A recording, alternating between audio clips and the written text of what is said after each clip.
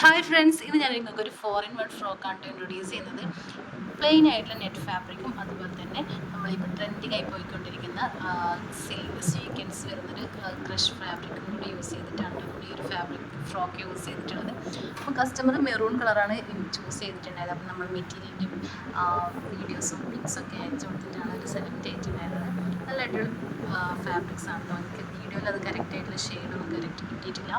അപ്പം ഞാൻ നമ്മൾ ഫൈനൽ ലുക്ക് കാണാൻ തരാം. ഓക്കെ, അപ്പോൾ ഫസ്റ്റ് ലുക്ക് ഇത് സിമ്പിളായിട്ടുള്ള ഒരു ഹൈലോ പാറ്റേണിലുള്ളൊരു ഫ്രോക്കാണ് കേട്ടോ. അതിലേക്ക് നമ്മളൊരു സിമ്പിളായിട്ടുള്ള ബോ കൊടുത്തു. അതാണ് ഫസ്റ്റ് ലുക്ക് വരുന്നത്. അപ്പോൾ രണ്ടാമത്തെ ലുക്കാണ് ഇത്.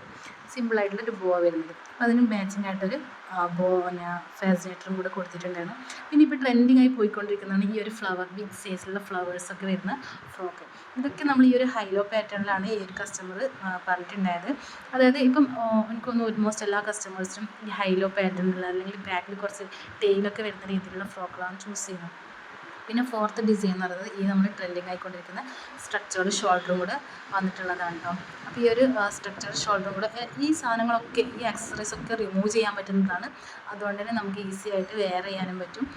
സിമ്പിളായിട്ടുള്ള ഫ്രോക്ക് ഇഷ്ടപ്പെടുന്നവർക്കും ഹെവി ആയിട്ടുള്ള ലുക്ക് ഇഷ്ടപ്പെടുന്നവർക്കും ഒക്കെ ഒരുപോലെ ചൂസ് ചെയ്യാൻ പറ്റുന്നൊരു ഡിസൈനാണ് ഇതൊക്കെ. അപ്പോൾ ഈ ഒരു ആക്സസറീസ് ഒക്കെ റിമൂവ് ചെയ്യാൻ പറ്റുന്നതാണ്. Thank you.